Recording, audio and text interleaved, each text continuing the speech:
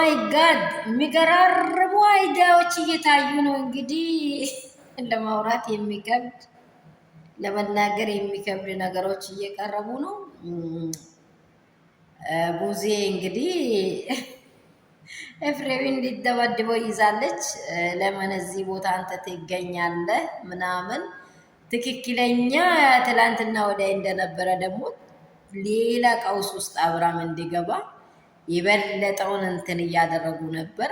እንግዲህ በጣም የሚያስቁ ነገሮችም አሉ፣ በጣም ደግሞ የሚያሳዝኑ ነገሮችም አሉ። በጣም ይብር እኔ እንጃ የቱ ጋር መልካም እንደሆነ የቱ ጋር መጥፎ እንደሆነ ልናረጋግጠው አልቻልንም።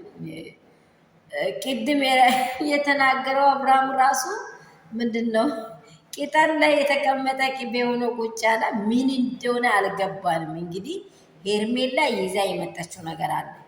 ፈርስት ሄርሜላ ይዛ የገባችው መንፈስ ሄርሜላ አትገናኝ ከአብርሃም ጋር በቃ 4 ነጥብ። ሄርሜላ ካልተገናኘች አብርሃም በህይወቱ ላይ የመኖር የመራመድ አቅም አለ።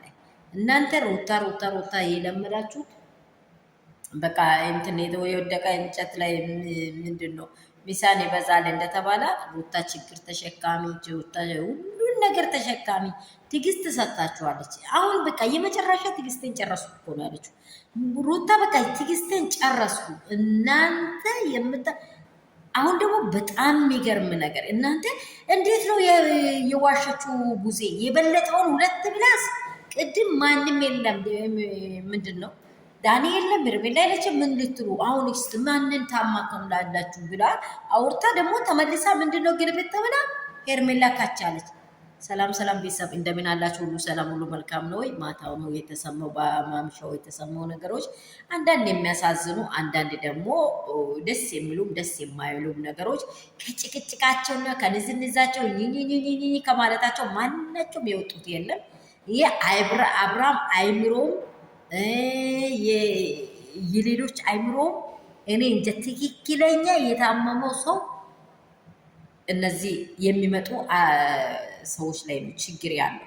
የሚመጡ ሰዎች ሴራ አላቸው፣ የሚያውቁት ሴራ አለ። ሄርሜላ ስትመጣ አብርሃም የሆነው ነገር ያውቁታል።